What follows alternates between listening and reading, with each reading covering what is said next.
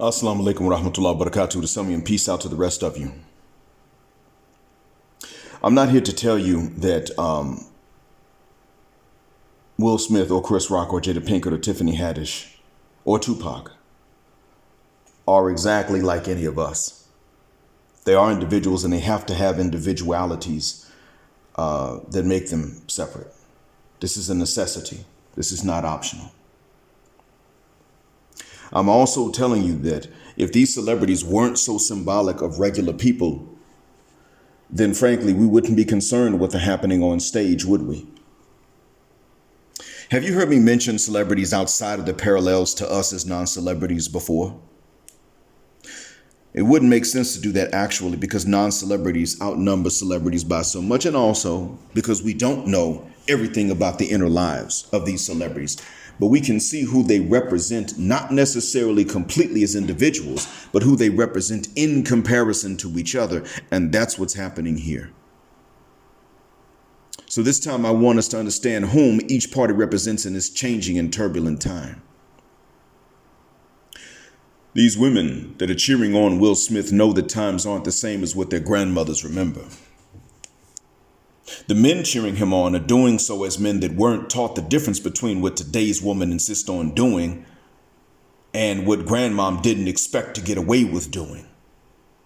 Even here in the Arabic speaking world, many men are saying Will Smith is actually legend, like that movie in which he played. And I have to explain to them that I saw and heard Jada confess in English to adultery by not only the definition of it, but even by the definition in any agreement they had about screwing anyone else. And then try to rename it an entanglement to dodge accountability, then demand to hold on to the same agency that women use to get that ego boost from ejecting men.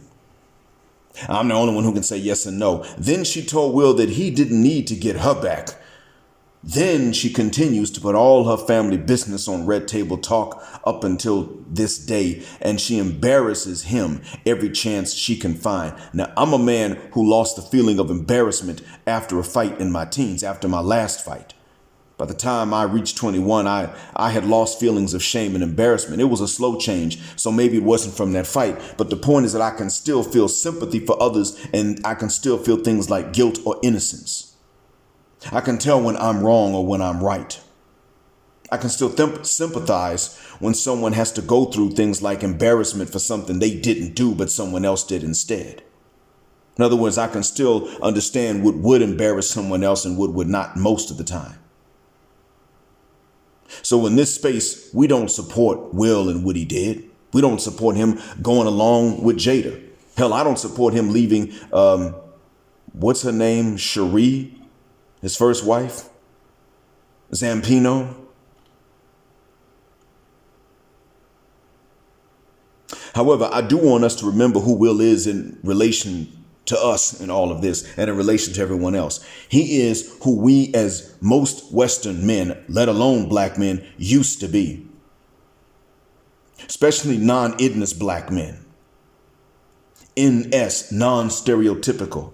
Think back to Will as the Fresh Prince before he really transitioned into acting. And I mean the Fresh Prince and DJ Jazzy Jeff, the second half of DJ Jazzy Jeff and the Fresh Prince. I don't mean the Fresh Prince of Bel-Air. His raps were innocent even when gangster rap became the thing. Will represents the innocent kids we were when we listened to his first raps that were clean and funny, and the innocent adolescence into which some of us grew and tried to remain, and that even other adolescents actually were at heart as they tried to not be so innocent so that they could become the idness that was popular in 1990. He represents the NS, very ethnic, very black, very proud, but not stereotypical and not a swaggerilla. Now, I'm not talking about rumors that are unsubstantiated. I'm talking about who he was back then and how much of that is still left. He represents also the young coming of age in a world in which the information we needed to know about women wasn't known except to a few guys that women wanted anyway. He represents that man that came up not knowing this stuff and was gaslit. He represents you and me in that regard. Most of us, when you listen to his old tracks along with other good R&B and rap tracks from the 1980s and some from the early 90s that exclude gangster rap, that kid that you and I were that became the men we are, most of us in this audience, were what Will Smith is now representing. How much of that he actually is in his private life, I'm not going to debate. Publicly, especially in comparison to the other celebrities involved, this is who he represents. Otherwise, I wouldn't record this and upload it. He's now representing what many of us did not, he's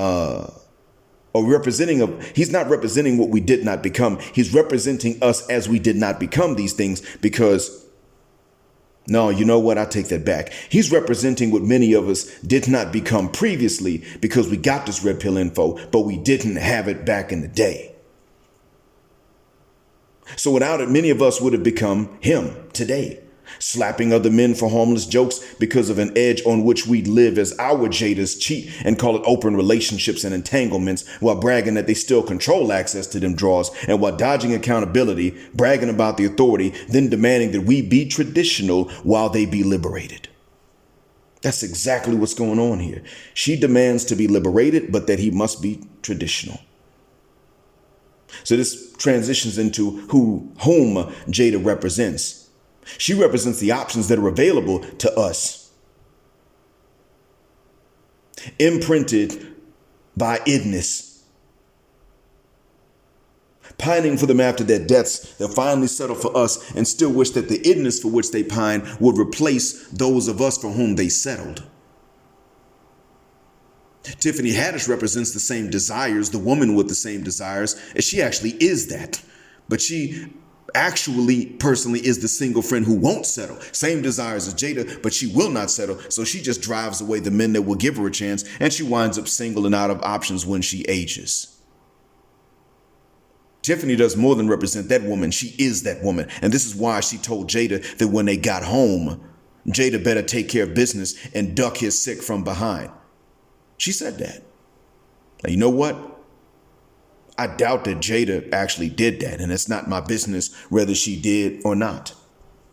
What I want you to understand about that is that what Dr. Tiasan Johnson, shout out to him, said in his last upload this morning, my time, last night, you all's, was truth. That when they lose respect for you, they were going to lose respect anyway. Just keep that in mind. And that's why I doubt that Jada could have ducked his sick from any direction when they got home. See, Jada knows, just as women like her, whom she represents, know that it doesn't matter what reaction you or I or Will had, because it's going to be seen in an unfavorable light because we're not that itness. We're not the Tupac. And I'm going to describe whom he represents as well. Not necessarily whom he was. I'm aware of Michael Jai White's interview with DJ Vlad. I'm talking about whom he represented. So Will got up. The older version of us before we got into this space and became a part of this audience slapped Chris, but then he's immature and insecure. If he didn't, she'd have said he was scared and insecure. See, when you're not that swaggerilla, you'll never be seen as secure in your manhood anyway. They can't see you or me or him as a man no matter what. That has to do with him not being Tupac and us not being whom Tupac represents. Tupac represents the awakened but misguided black man, not an idness at heart, but taught that life sucks and you must fight to make it livable sometimes until you die in that fight the way he did. Tupac learned early on that women are hybristophilic. Then he learned that friends weren't loyal. Then he learned that even the authorities are corrupt. Now, he was a rapper and nothing rough-edged about him when he was rapping with Digital Underground. But then when the Oakland police roughed him up, that put him back on that Panther path. That's when he began rapping about breaking into prisons to liberate incarcerated Panthers. He never rapped, notice he didn't rap about jacking or ganking anybody or being the aggressor with others of his own kind, but he didn't take no mess, and he rolled with those who did rap about these things, and therefore he came to represent the Ignis. He learned that women like men who treat them badly. Then he rapped about getting around. He learned that friends ain't loyal. Then he went to death row because at least there was some solidarity within gangs on the West Coast. And there was the post-truce atmosphere in which some of that was extended between gangs. And you could see that in death row. Somewhere while he was incarcerated, they showed him love from the West Side, and he rolled with them, and he was ready to fight for them when anyone was ready to fight against them, which is what happened in Vegas, resulting in his demise. I mean, remember, even when he caught cops out their jurisdiction committing robberies, he was willing to shoot, as he did. So he's that second generation conscious brother whose own mother that raised him as a junior Panther didn't actually extend that consciousness to family structure. Which is why she was conscious, but he was raised in them streets. And he still wasn't no bad kid. This is who imprinted Jada, and Chris represents the conscious black man of today, the one whom we're becoming, who sees not only the racial strife, but the gender strife that stops us from effectively counteracting the racial oppression. He represents the red pill aware man. He represents whom we have now become. He doesn't hate women, but he will not tolerate any crap from them either. However, he can't wake up every simp, and even when he's careful, he gets corrected, i.e. slapped, as though he was in the wrong. See, Will knows something about a red pill. He probably knows it exists. His wife played in one of the Red Pill sequels. One of the Matrix sequels. Maybe two of them. And he knows that Chris knows something about it too. So he knows it exists, but he's not taking it on. Had I been Will, I would have feared what Chris would say next. Knowing that Chris knows what I won't admit to myself. When we tell each other that we were misrepresented on that stage, the fact is we were well represented on that stage, even though Jada had no control over what Rock would say. She still had control over what Will experienced before, and she chose to put him through the ringer. So we don't let him off the hook for choosing her over Sheree Zampino, leaving Sheree Zampino to be with her. But we still have her on the hook for either cheating altogether or cheating according to whatever definition on which she and Will agreed for it, and then telling all her business and his business on Red Table Talk. You see, spectators aren't really the ones attacking his manhood. It's Jada herself. Just much like those of us who try to be responsible men have our manhood attacked by the women to whom we're trying to be responsible, and even whom we're trying to save from them for the mucking selves. While her mom lives in his house with them, and while her daughter, born after Tupac's death, writes a letter to Tupac so her mom can be happy, asking a dead man to come out of hiding so her mom can be happy. She never met Tupac. Willow never got a chance to meet Tupac. That's the reason I don't have doubts about Will's paternity in this case. That's the only thing that could have made this even worse. She was supposed to be happy with Will or not marry him and not have kids with him. I can see why Will harbored jealousy for Tupac back in those days. Now, I don't understand the jealousy per se. Tupac was being a friend. Because frankly, to whom could men like Will talk openly? See, I understand his angst though, because who could talk to Will openly? To whom could Will talk openly about how women were not treating, but rather were mistreating him and us and you and me, most of us? Because we were not told what we needed to know about that part of life back then. He's out here trying to work off the guilt he feels for something he saw his dad do. When the truth is, he could have learned a lot from Tupac and Chris Rock about how he's viewed by black women in the West, most of whom are like either Jada or Tiffany Haddish, period. And very few of whom are pick-me's, which is the right way for a woman to be. Will Smith represents most of us when we're successfully gaslit, which we are. Chris represents someone that awakened from the gaslighting a while back and would not get bitten by the same snake in the same place twice. Tupac represents someone whose own mother failed him in so many ways, and it came out. And because he couldn't be deceived past a certain point, And because he grew into not a genuine criminal, but more pugnacious and more militant over the years, enough to roll with the itness, he became the one that would always have her heart. And I don't know if he actually hit that. See, he knew too much to be suckered in and become a simp, but he didn't say all he knew like Chris Rock has done for over a decade. And Chris Rock represents whom we black men are now becoming. So when you understand that Jada represents the options black men have and even Western men in general have, and that Tiffany represents the woman with the same interests but unwilling to settle, then you see why most normal black men are exactly what we have been trained to view as failures with women. It's not us. It ain't our fault. It's the choices that were available, and they have functioned as a sexual labor union for the purpose of making sure they collectively limited us to these bad choices. Really, the one bad choice. The Tiffanys want to just be dazzled into being faithful all the time, but almost no man can dazzle anyone into that. So they price themselves out of the market. The Jadas want to bypass the requirement to being faithful, and therefore they become the only option because they're bypassing that requirement. And they know this. When they say this is going to be an open marriage, an open relationship, they're doing it because they know they can get more men more easily than you can get more women. Despite the fact that Will is an A-list actor, he probably still is saying that she can come home with a new dude all the time. He's got to sit up and pick and choose who's going to fuck the shuck up and not put all his business on blast. Of course, the rumors are that he's probably bringing home dudes too, but he wanted to marry her. If he's interested in dudes, I don't think he'd have been with her.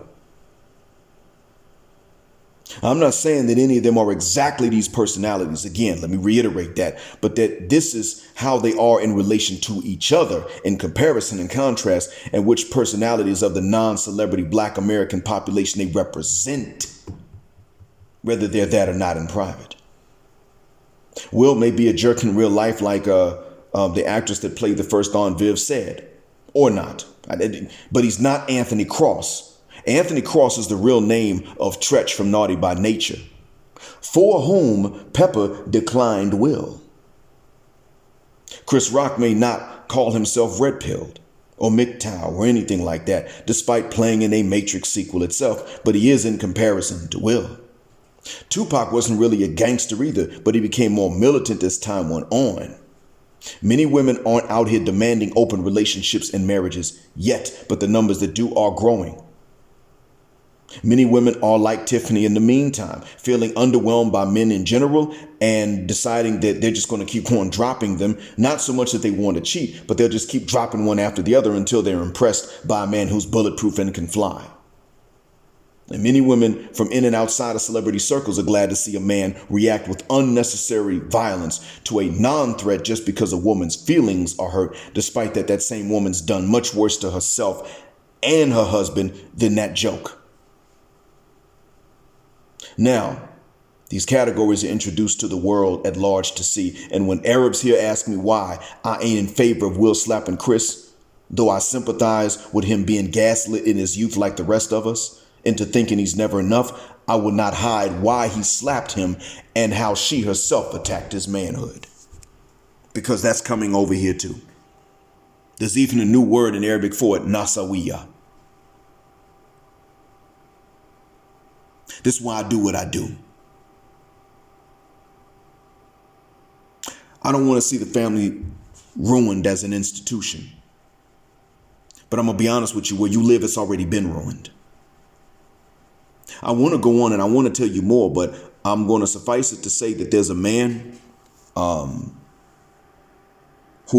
wanted to take a particular cause.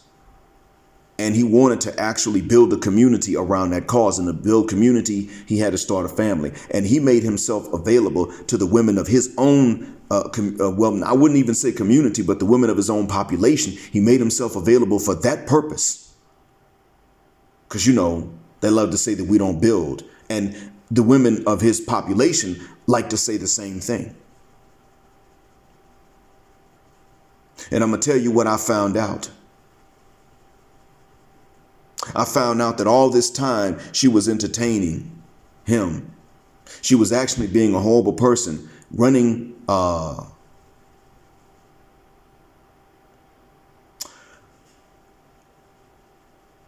she was actually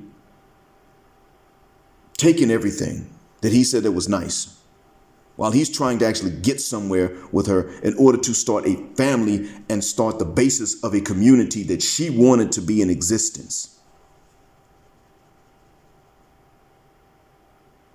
She was taking advantage of that so that she would have material to put up on a comedy site. And that she actually is a misandrist this whole time. Family's over. In the West, it's done for. And there's really no hope except, if you want a family, there's really no hope except to leave the West and to help in the meantime, to help the men outside the West to know what's coming down the pipe, because their ladies ain't going to stop that process if left up to themselves. Thank you for listening. Black Heart, Black Mind, Blackout, Assalamu Alaikum, and Black Heterosexual Non-Select Male Power, because they don't like it, and Black Patriarchy until extinction, a judgment day.